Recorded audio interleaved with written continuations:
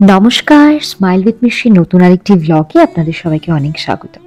Office যাওয়ার দিনগুলোতে মোটামুটি সকাল থেকেই অনেক তাড়া থাকে। ঘুম থেকে উঠেই আগে যে কাজটা আমার করতে হয় সেটা হচ্ছে কাজু আর বরফিকে খেতে দেওয়া। দেখুন, সকালবেলা চা নিয়ে বসেছি, কেউ বলবে ওদের ব্রেকফাস্ট হয়ে গেছে, কিন্তু তাও আমার চায়ে ভাগ ওরা বসাবেই। তাড়াতাড়ি করে চা খেয়ে চলে আসলাম রান্নাঘরে।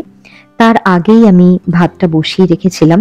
আর আপনারা যারা আমার ভিডিও দেখেন তারা জানেন, আমি যখনই বাড়ি থেকে কাজ করি সেই দিনগুলোতে আমি চেষ্টা করি রান্নাটা একটু এগিয়ে রাখার। সকালের ব্রেকফাস্টে আজকে ছিল ফ্রেঞ্চ টোস্ট। যখনই আমি ফ্রেঞ্চ টোস্ট বানাই তখনই আমি শ্যালো ফ্রাই করি। আজ জানি না কাজের চাপে তাড়াহুড়ো করে আমি ডিপ ফ্রাই করে ফেলেছি। পরে আমার শ্রেয়াংশ বলল, মা এত তেল খাবো সকাল সকাল? তা আমিও রিয়েলাইজ করলাম, হ্যাঁ ঠিকই বলছে। ঘড়িতে এখন 12:30 মতন বাজে। এদিকে আমার ডাল আর কাজু বরফির মাছ অলমোস্ট রেডি। তো শ্রেয়াংশের জন্য আজকে প্লেন ডাল ভাত করেছিলাম। ও কোনো রকম শাকসবজি খায় না, তাই জন্য শাকসবজি করেও কোনো লাভ নেই। তাই যাওয়ার আগে ওকে অমলেট একটা করে দিয়ে গেলাম। আর আগের দিনের ভিডিওতে আপনাদের দেখিয়েছিলাম না যে আমাদের অফিসে একটা পটলাক আছে।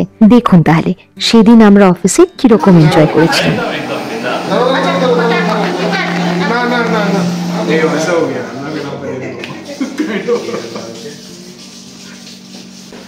আমি তোমার টিম প্রথমে পেয়েছে, অনেক কাজ আছে না তোমার টিমে, তুমি বুঝলে।